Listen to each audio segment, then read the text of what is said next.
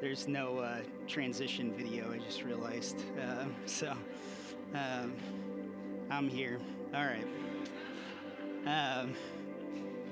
That was my family, too, in that last video, if you didn't know. So with the cute, annoying little child, too.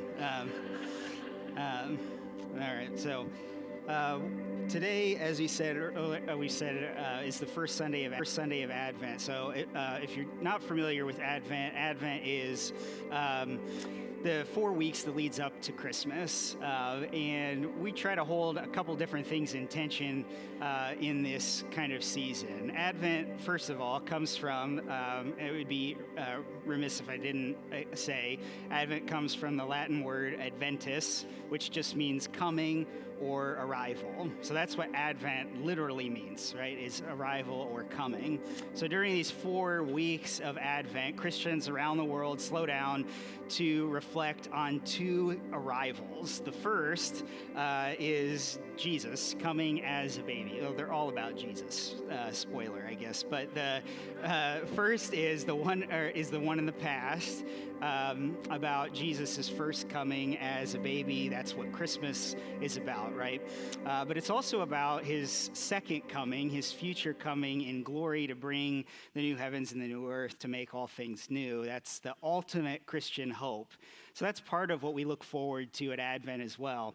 But the third one is you kind of have past, future, and also present moment, because as I said in our prayer a few minutes ago, Christ is already present with us. And so Advent is this cool time where we can look back to the past, look forward to the future, but also recognize that even in the midst of a broken world, that Christ is with us through the Holy Spirit, through the Word. As we open the Scriptures together, we're reminded of that. And then in a few moments when we come to the Lord's table, like Christ is present through those means of grace. And we're thankful for that, that even in the midst of a world that is obviously full of darkness, we also are not alone.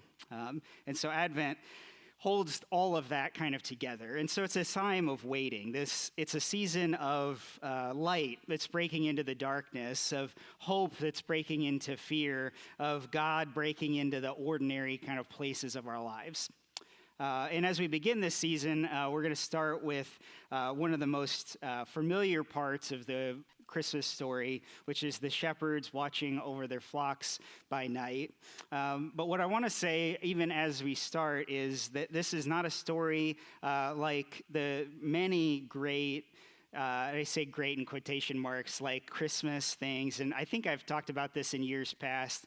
I can't go a week without saying it. That like I'm not one of those people that is really sentimental about the little things of Christmas. There's great things about like Christmas movies, you know, how the Grinch Stole Christmas and the Who's singing around the Christmas tree, discovering the true meaning of Christmas, all that kind of stuff.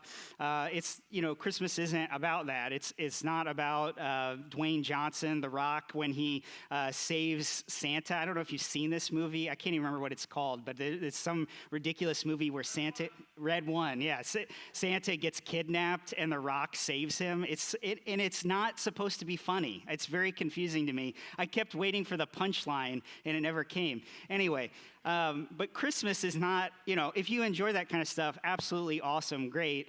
I just try to hold those two things as related but not the same, because what we're talking about really is not about human beings doing anything. It's a story ultimately about a human being doing something who is also God.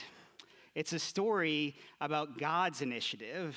Everything is about God. It is good news because it is what God has done for us.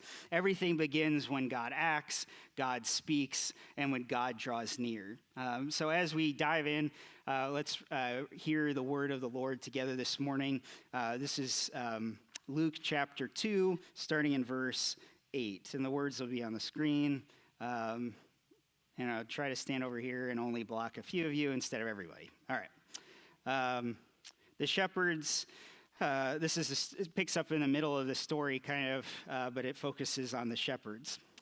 So this is Luke chapter 2, verse 8. That night there were shepherds staying in the fields nearby, guarding their flocks of sheep. Suddenly an angel of the Lord appeared among